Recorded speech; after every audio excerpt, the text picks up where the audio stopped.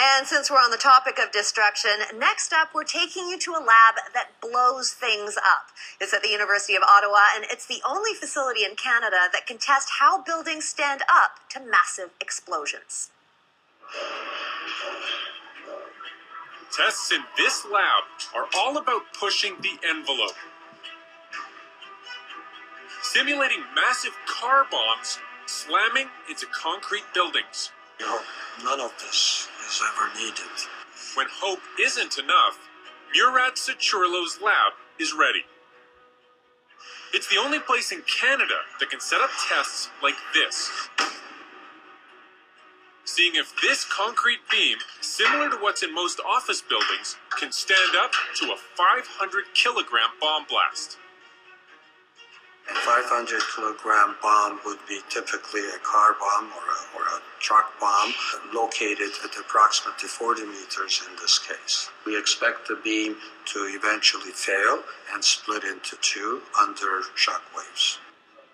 The waves are created inside a shock tube, and getting it ready I'm going to pass out here.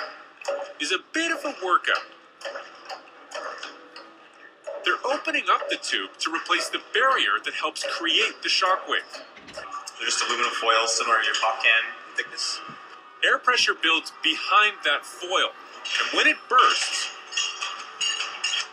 high pressure erupts into the lower pressure chamber, belching out a force equal to an explosion. It's all controlled upstairs, because they can't even be on the same floor as the shock tube. It's too dangerous and way too loud. Now we're charging the system. At this point, we're waiting for the pressure to hit our desired level, and then we'll go forwards with it. The desired level?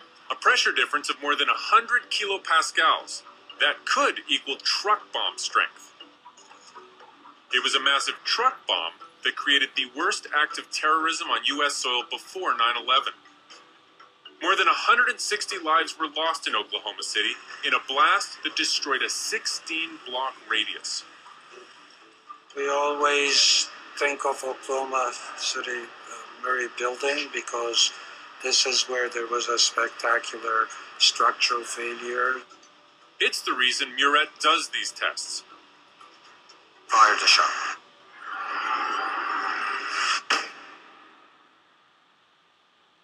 The test only took a fraction of a second. But what they learned from it could help shield people for lifetimes to come. This is truly a successful test. It shows where concrete strains under extreme pressure. This is where we have maximum bending. The information gained here will help create new construction standards in Canada. We need to stress that.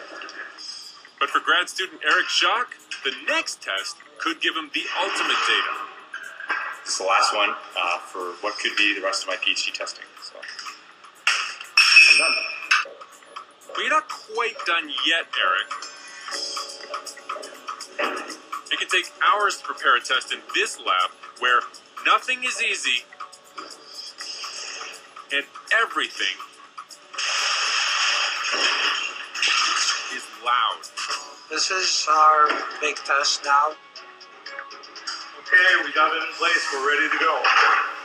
They're intended to be doors for entering into critical buildings, and they're intended to be blast resistant. And there's only one way to find out. Strap them to a simulated 160-kilogram car bomb, see what happens.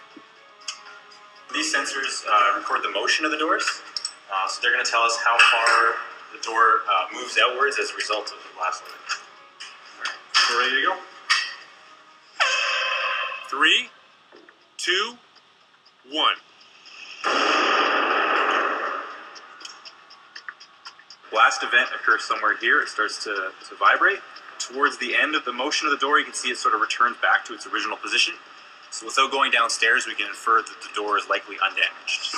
But of course, they have to see for themselves. Amazingly, there are 0 signs of damage. would certainly protect the occupants inside the building, and it can possibly use for higher levels of protection, even more important buildings. But no rest for them or these doors in the future. We're going to keep hitting it until it fails, so we can learn as much as we can. This is what research is all about, and that's why we enjoy doing it.